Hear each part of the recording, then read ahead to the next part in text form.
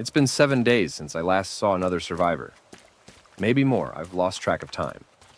Out here in the ruins of my small town, every second feels like a fight. The dead shuffle through the streets, their guttural moans carried on the wind.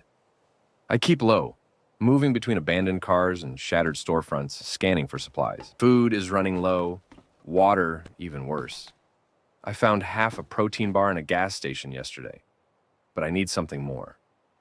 The old hardware store up ahead might have tools, something to reinforce my shelter. I slip inside through a broken window, heart pounding. The smell of rot is thick in the air. Something moved in here before me. Was it one of them?